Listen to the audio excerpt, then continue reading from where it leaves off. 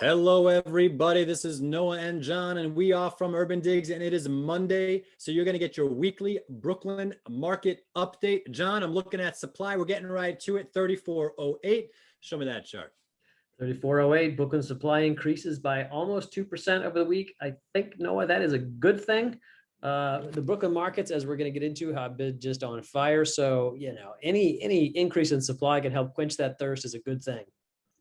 Yeah, whenever supply is lower than pending sales, you need more inventory because the leverage dynamic is going to be kind of favored too much on one side, and you do want to balance it out for the long term. I agree, John. Let's move over to that measure of demand pending sales. Came in at 35.94. Looks like it keeps going up. Show me that chart. It does keep going up. That's another percent from the week before. And, I think you hit the nail on the head earlier, Noah, that pending sales remains higher than supply. And that's really what you talk about market dynamics in Brooklyn. It is just completely upside down right now. It is full on seller's market. Yeah, and just to look at the market pulse right over here at 1.05, again, is telling me that there's more stuff pending than there is available for sale. And I'm sure we're going to start to see this in the pricing trends, probably more likely the median sales price trends. The price per square foot trends always get a little cloudy with those townhouse sales that bring it down a little bit. So this is going to be really interesting to play out, but I agree. Everything here shows me a market on fire. So let's go to those weeklies and see what's going on with the weeklies and any clues on changes coming around the corner. I'm looking at supply. 297 things came on. That's down 16%. Show me that chart. You're stealing my thunder. No, yeah, down 16%. What more is there to say for that? You can't really come to the rescue in terms of price action or negotiability in the market for buyers if there's just no sellers coming to the market or fewer sellers. And if you're wondering, how does supply go up a little bit and how does 1 week supply go down? It's you need a lot more than 1 week of data to push the actual supply numbers. So we need to see this to change a little bit. We want that to go up a little bit. Yep. If that stays down or goes down, then that supply is not going to be going up much longer. That's how you use this ticker to go look at supply. All right, let's look at 1 week pace of contracts signed. 231 things signed in Brooklyn last week. Show me that chart. Yeah, and here we have, Noah, the absolute crux of the problem, 231. That is more than the weekly new actives. New actives were at 297. Yeah.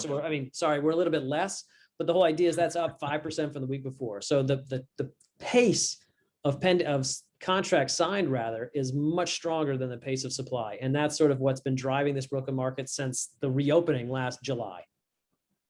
Yeah, that's exactly right. That's what I see over here too. It is what it is. Let's go to the unique stuff of the day, John. The unique stuff of the day. I'm looking at some interesting charts here. We're going way back in time to 2005. This is median sales price in yellow, median condo price per square foot in black. And John, why don't you go first this time? Tell me what you see here. Well, what I like about this chart, Noah, is just you look at these yellow bars. That's the median price trend.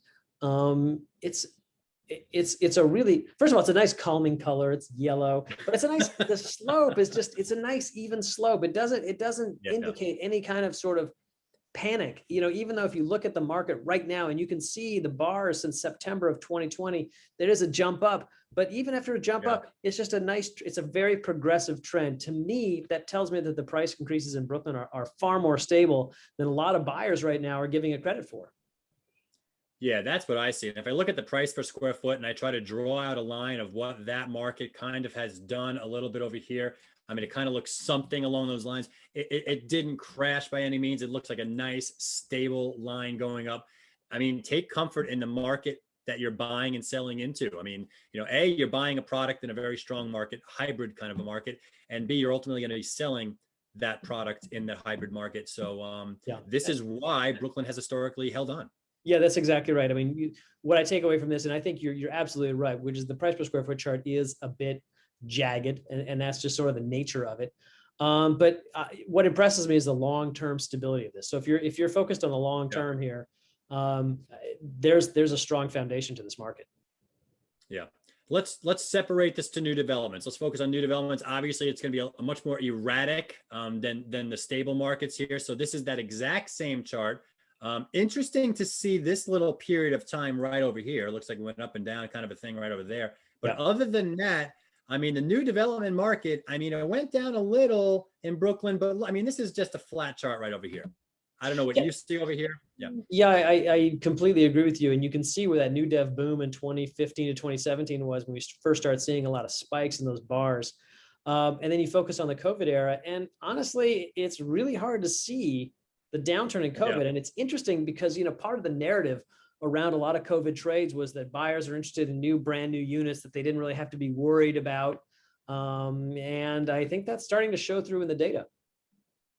Yeah, it's really interesting to see it. I know there's not a lot of data, and each project is kind of its own little game. But look, you know, we're asked all the time to bundle this stuff together and see if we can gather any conclusions and trends. I kind of agree with you, John. I'll let you guys observe this chart and come up with your own criteria. You know, we put everything together we just saw today. We look at the new development market, which is now in blue. We look at the resale market, which is now in red.